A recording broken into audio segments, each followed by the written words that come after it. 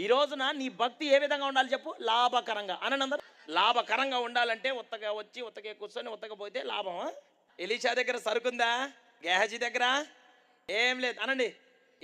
Gehazi కూడా మా ఫ్రెండే అనండి. అయ్యగారితో ఉంటామండి. అమ్మగారు, మీ అమ్మగారు ప్రార్థన. అమ్మో, అమ్మగారు గురించి చెప్పడానికి లేదండి. మరి నీ గురించి అసలు చెప్పడానికి లేదు. అసలు ఏ ఒక్క మొక్క కూడా చెప్పలేవు నీ గురించి. అసలు చర్చికి రావు, వస్తే ప్రార్థన చేయవు, ప్రార్థన చేస్తే కళ్ళు ముయ్యవు, పాట పాడితే సపట్లు కొట్టవు, సపట్లు కొడితే పాట పాడవు. నువ్వు చాలా స్పెషలిస్ట్, ఇక్కడ మల్టీ స్పెషలిస్ట్ నువ్వు.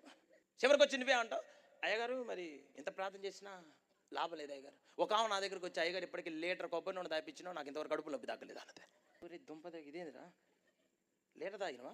లీటర్ తాగించినావు అయ్యగారు నువ్వు అంటుంది. నా సేవ మీద నాకే డౌట్ వచ్చింది. అసలు పిలితే వచ్చి నా తొందరపడి వచ్చిందని. అరే అనవసరంగా బీటెక్కే ముగించుకొని ఇంకేమైనా చేసుకుంటే బాగుండేదేమో అనిపించింది.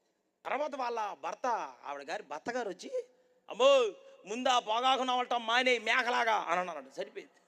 ఆయన కనుక ఆ పూట ఆ మాట చెప్పకపోతే ఈ సభలకు వచ్చేవానిగా, సేవ చేసేవానిగా. నేను అన్నమాట ఈ పూట మీకు అర్థం కావాలా? యోబు పుస్తకంలో రాయబడిన మాట, నీ భక్తి నీకు ధైర్యము పుట్టించదా? నువ్వు భక్తి కలిగిన వ్యక్తి అయితే నీలో ధైర్యం ఎందుకు ఉండదో? నీలో కావలసింది భక్తి. ఆ దైవ భక్తే నీకు గొప్ప లాభాన్ని రేపు తీసుకొని రాబోతుంది ఆయన నామములో.